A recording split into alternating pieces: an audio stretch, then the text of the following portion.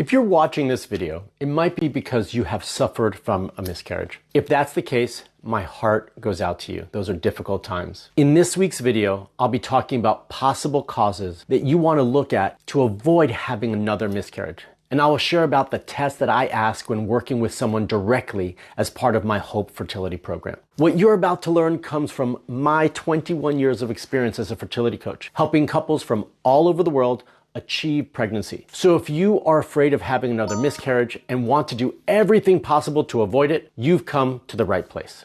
Having a miscarriage, just one, is super difficult and challenging, let alone having repeated or multiple miscarriages, which is how we diagnose someone with recurrent pregnancy loss, because it means you've had multiple losses. Now, I've done other videos on this topic where I go into the timing of requesting, testing, and so forth. In this video, I really want to focus on the 5 main causes of a miscarriage. Some of these things you'll be able to do something about. Some of these things you just won't. So number 1 is genetic abnormalities. This is the one that most doctors, most OBGYNs and reproductive endocrinologists believe that is the cause for a miscarriage or recurrent pregnancy loss. It's fairly common, right? This does happen fairly regularly, unfortunately, and does tend to happen more frequently as you age. But it doesn't mean that all miscarriages are a result of some sort of genetic abnormality. This would be some sort of chromosomal abnormality that would be passed on by either one or both of the partners in the relationship. Yes, this can happen. Yes, it happens regularly. It doesn't mean that you should stop trying. And it doesn't mean that every loss is a result of this, even though that's what you might have been taught. One test that you can do to start with to help rule this out is what's called a chromosomal karyotyping test, where you can do this before you start trying, or if you've had some losses, you can do it at that point as well.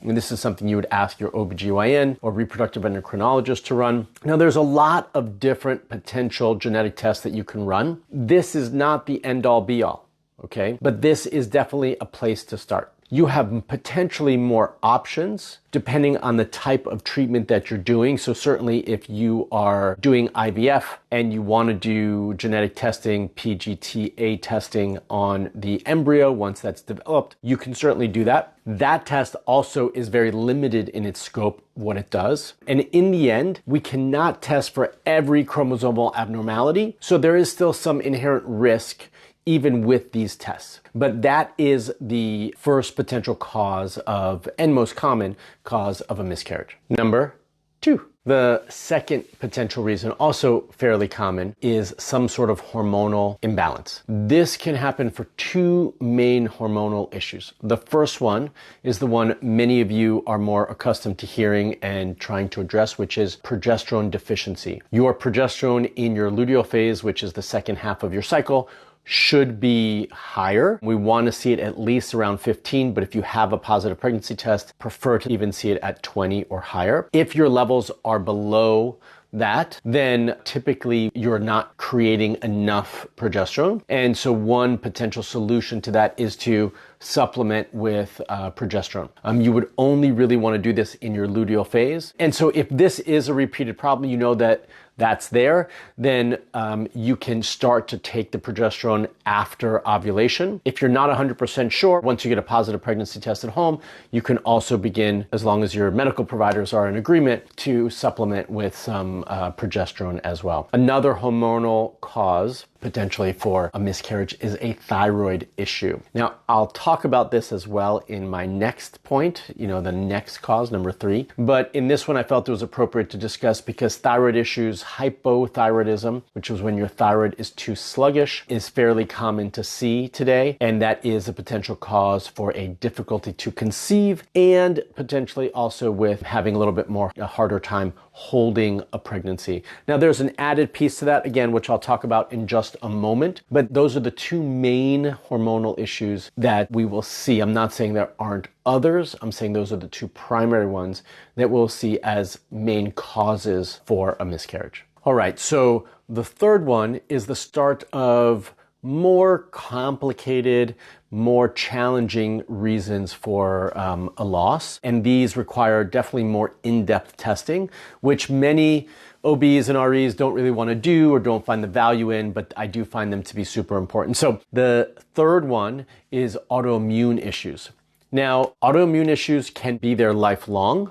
They can also develop after a previous pregnancy. So we would classify this as part of secondary fertility issues. If you've had one pregnancy, successful pregnancy in the past, or multiple successful pregnancies in the past, and now you're having losses, repeated losses, the more common thing that I see is some sort of autoimmune issue that is at play. And at the top of that list of the most common autoimmune issues at play is something I already began to touch on in the last point, which is thyroid issues and thyroid disease. But this one takes hypothyroidism to the next step. And this is called Hashimoto's disease. This is hypothyroidism with an added autoimmune component on top of it. And Hashimoto's disease is a fairly common condition in this day and age. About 60% of all women with a hypothyroid condition also have or develop Hashimoto's disease. And this is fairly common cause for a loss or a miscarriage. So that is the first one. Other common conditions, and again, this is not the full gamut of reasons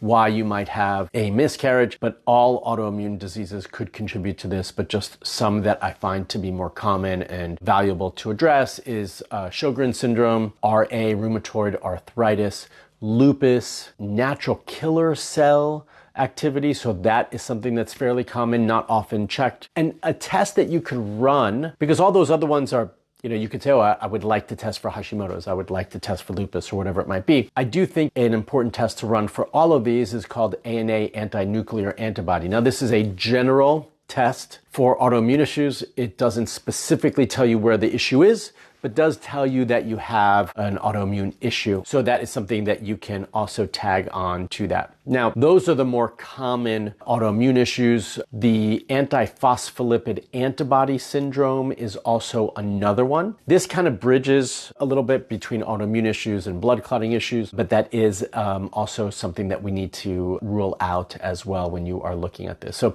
those are the most common reasons for autoimmune issues, and autoimmune issues are fairly common to see as a contributing cause of a miscarriage. Cause number 4 is blood clotting. I touched on it just a moment ago. We'll go a little bit more in depth. So this reason, and actually I should clarify for a moment, with the last one with autoimmune issues, your body recognizes or is more sensitive and hypersensitive because of the autoimmune component, and it believes that the fetus trying to implant is a foreign object and wants to reject it. So that is the issue with an autoimmune issue. With blood clotting issues is that as the fetus starts to implant, blood clots can form and cause a problem for it to continue to develop. And it can cause implantation issues. So they start you, but they don't go. So that could be a reason for chemical pregnancies. Actually, all of these could. But also you could start to have a pregnancy, it's starting to develop, and then blood clotting develops and doesn't allow that to continue to develop. So that could be another reason that you start to see some issues here. This is not the full gamut of blood clotting disorders, but these are just some of the more common ones to see.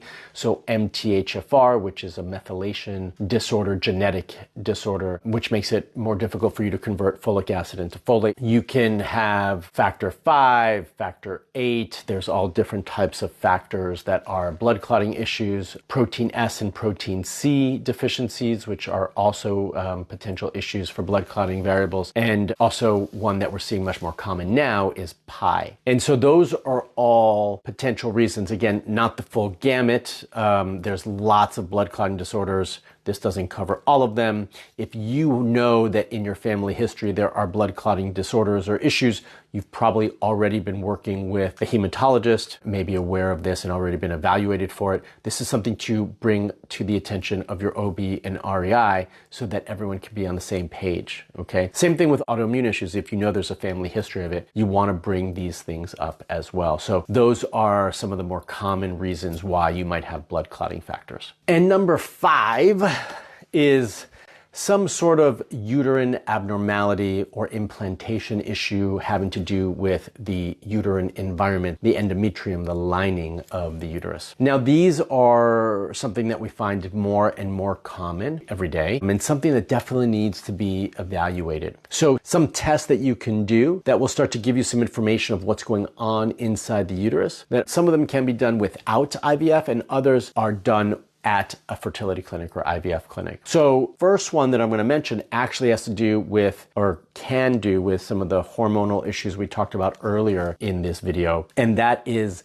an ERA test. And what this does is test to see how much progesterone you actually need for the endometrium to be receptive to receive that embryo and allow and help facilitate implantation. This is more commonly done with IVF because you have to start taking progesterone at a certain time to make sure you have enough progesterone before a transfer. And as women age, we find that the window is not as predictable as we would expect. And so we often see that you need actually a little bit more progesterone for more days than you would have thought. Sometimes it could be you need it for less days. And so that test allows you to understand how much progesterone and what window of time so you know when to start taking progesterone. Another test is called the Receptiva DX test, and this allows us to get an understanding for endometriosis and other inflammatory issues going on in the uterus. By the way, these are all biopsies that potentially happen, so they're taking a little bit of tissue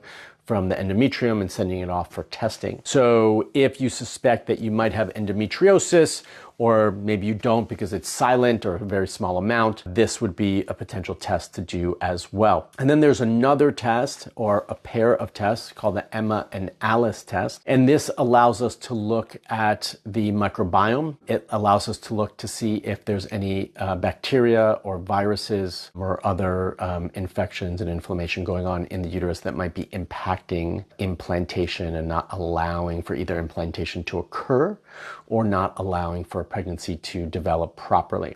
And so those are tests also done by biopsy. We can test a lot of the same things in an Emma and Alice test without having to do a biopsy, but there's another test that we use for that where you actually collect the menstrual blood, and that would be something that, not many clinics do it actually, but it would be something that could be super valuable as well. So those are the main tests and reasons why you would do those tests. If you're trying to evaluate the uterine environment, make sure it's as healthy as possible, and if not, what you can do about it. Lots of technical details in this video, so hopefully you're staying with me. If not, just watch it again. Take some notes. It's all good. I'm going to give you a bonus cause for miscarriage because those first 5 were all having to do with the female in the relationship. But bonus 1, the bonus here, so it's an additional reason on top of the 5 causes or potential causes for a miscarriage, is having to do with the male partner in the relationship. It's male factor related.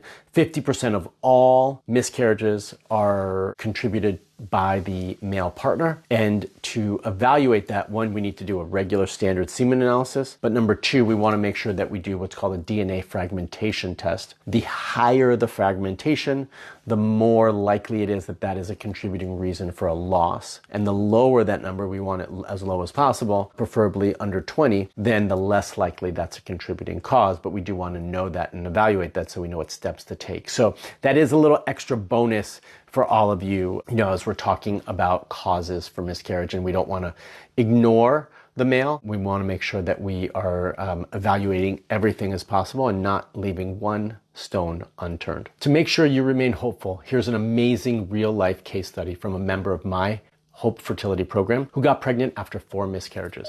And if, like her, you want my help and want me as your coach, remember to apply to qualify for the Hope program using the link in the description below. And drop your questions about miscarriage below as well so I can answer them. Until the next video, stay fertile.